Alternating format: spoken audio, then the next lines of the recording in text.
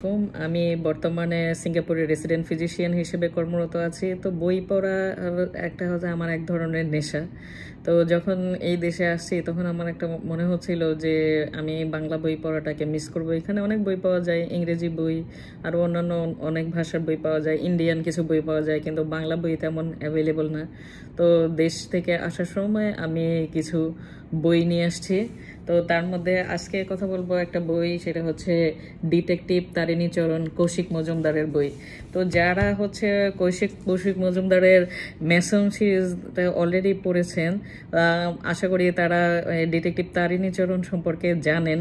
কিন্তু যারা হচ্ছে ম্যাসন সিরিজ এখনো পড়েন নাই, তাদের সম্পর্কে একটু বলি যে এটা হচ্ছে যে ব্রিটিশ আমলে যে কিভাবে এই উপমহাদেশে পুলিশ সিস্টেম চালু হলো, তারপরে যে বা একজন মধ্যবিত্ত বা নিম্ন মধ্যবিত্ত তরুণ কিভাবে কলকাতায় তার ভাগ্যের অন্বেষণে সে প্রাইভেট ডিটেকটিভ হয়ে উঠলেন, এরপরে এক ধরনের বিশাল একটা ষড়যন্ত্রের পার্ট হয়ে সেই ষড়যন্ত্রের জট খুলতে সাহায্য করলেন, সেটাই হচ্ছে মেসন সিরিজের ডিটেকটিভ তারিণীচরণ।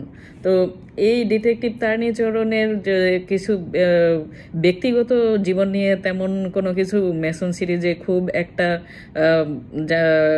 কোনো কিছু উল্লেখ নেই। তো কিন্তু একটা জিনিসই শুধু আমরা জানতে পারি যে ডিটেকটিভ তারিণীচরণের যে হচ্ছে নাতি, সে তুর্বসু রায়, সেও পরবর্তীতে এখনকার যুগে কলকাতায় প্রাইভেট ডিটেকটিভ হিসেবে আত্মপ্রকাশ করে। তারপরে সে তার সেই দাদার আমলের বিভিন্ন ঘটনার সাথে একটার পর একটা জড়িয়ে যায়, সেটা ম্যাসন সিরিজে। তো এই তারিণীচরণের এত মানে কি বলবো, প্রত্যুৎপন্নমতিত্ব, তারপরে তার হচ্ছে যে এই যে বিভিন্ন জিনিস অ্যানালাইসিস করার ক্ষমতা, এইগুলো আমাদেরকে তখন মনে হচ্ছিল যে আমাদের যে পাঠক সমাজে এক ধরনের ডিটেকটিভ তারিণীচরণের পার্সোনাল লাইফ সম্পর্কে জানার এক ধরনের আগ্রহ তৈরি হয়।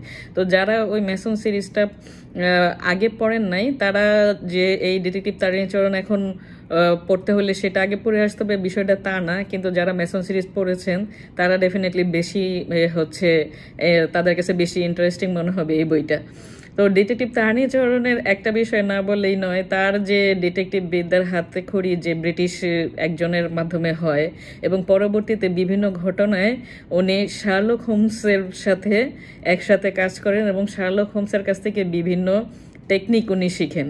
তো এই জিনিসটা এমনভাবে লেখক কৌশিক মজুমদারের মানে লেখার হাত নিয়ে আসলে বলার কিছু নাই। যারা কৌশিক মজুমদারের আগের লেখা পড়েছেন, মানে ওনার লেখাগুলো পড়লে মনে হবে যে মানে বারবার গুগলে সার্চ দিয়ে দেখতে হয় কোনটা আসলে ইতিহাস, কোনটা হচ্ছে আসলেই সত্যি সত্যি হয়েছে, আবার কোনটা হচ্ছে আসলে উনি এটা গল্পের মধ্যে এটা জাস্ট উনি একটা ওনার ইমাজিনেশন, উনি এই জাস্ট সত্যি ঘটনার মধ্যে উনি ওনার ক্রিয়েটিভিটি বা ইমাজিনারি স্টোরিটাকে এমনভাবে ইনসার্ট করে দেয় যে আসলে এই সত্যি মিথ্যা আলাদা করাটা খুব কঠিন হয়ে যায়।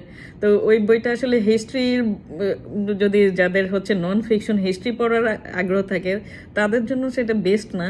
তবে যারা আমার মতো একটু যে ফিকশন, হিস্ট্রি বেস ফিকশন পড়তে ভালোবাসেন, তাদের জন্য কিন্তু খুব মানে মাস্ট টু রিড একটা বই হচ্ছে ম্যাসন সিরিজ। আর এছাড়া ওইখানে দেখা যাবে যে ব্রিটিশ আমলের যে শাসন ব্যবস্থার সময় আইন শৃঙ্খলার পরিস্থিতি, এই বিভিন্ন ইত্যাদি বিভিন্ন কিছু মজাদার জিনিসপত্র, সেই কিছু ঘটনার উল্লেখ ওইখানে আছে। তো এই ডিটেকটিভ তারিণীচরণ বইটা হচ্ছে প্রথমে হচ্ছে ইন্ডিয়া থেকে বের হয়, এবং সেম এটা হচ্ছে বাংলাদেশের হচ্ছে আফসার ব্রাদার্স আবার এটার হচ্ছে কি বলবো, এটার সত্য কিনে নেয়, এবং বাংলাদেশ থেকে শুধুমাত্র এই হচ্ছে আফসার ব্রাদার্সই এই বইটা বের করবে। বাংলাদেশে কোনো কলকাতার বই কলকাতার যে ভার্সনটা সেটা বাংলাদেশে বিক্রি হতে পারবে না, এমন একটা নোটিশ তারা দেয়। তো কিন্তু এইটাতে আমার প্রথমে একটু মন খারাপ হয়ে গেছিল। ডিটেকটিভ তারিণীচরণ বইটা যখন বের হবে তখন থেকে আমি খুব এক্সাইটেড ছিলাম।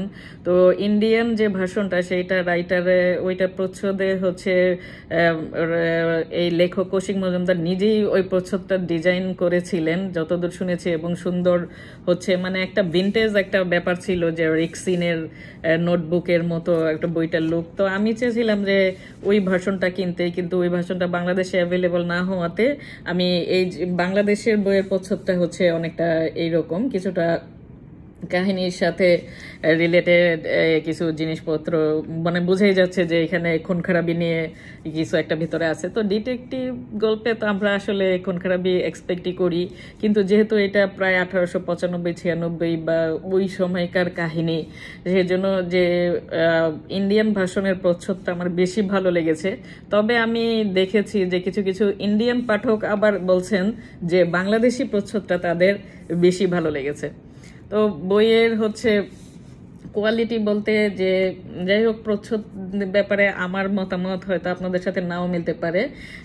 এছাড়া এমনিতে হচ্ছে যে এখানে একটা বুকমার্ক আছে পাতার, বইয়ের যে পৃষ্ঠার যে কোয়ালিটিগুলো সেগুলো বেশ ভালো। এই বইতে মোট গল্প আছে চারটা, মানে এর মধ্যে একটা হচ্ছে ছোট গল্প আর 3টা উপন্যাস বা উপন্যাসিকা এরকম বলা যেতে পারে। মৃগতৃষ্ণা, ভস্যবন্যী, ইয়ান জিংহং এর মুক্ত, গোধূলি সন্ধি। তো ইয়ান জিংহং এর মুক্তটা হচ্ছে ছোট গল্প হলো, এটার মধ্যে বেশ একটা দারুণ একটা মেসেজ আছে আমার মনে হয় যে, এবং এই বাকি 3টা উপন্যাসই বেশ মজার। এবং ডিটেকটিভ তারিণীচরণের ব্যক্তিগত জীবন, কিভাবে তার বিয়ে হলো, তারপরে বউয়ের সাথে তার কিভাবে সম্পর্কটা আস্তে আস্তে গড়ে উঠলো, এবং তার ডিটেকটিভ কাজে কিভাবে তার ওয়াইফ তাকে সহায়তা করে, এই জিনিসগুলা কিন্তু এই বইটা পড়লে জানতে পারবেন। আর তাছাড়া তার শার্লক হোমসের স্টাইলে বিভিন্ন রহস্য উন্মোচন করা তো আছেই। তো আশা করি এই যারা ডিটেকটিভ গল্প পছন্দ করেন তারা এই বইটা পড়ে হতাশ হবেন না। আপনারা যারা যারা এই বইটা অলরেডি পড়েছেন জানাবেন যে এই বইটা পড়ে কেমন লেগেছে। আর যারা হচ্ছে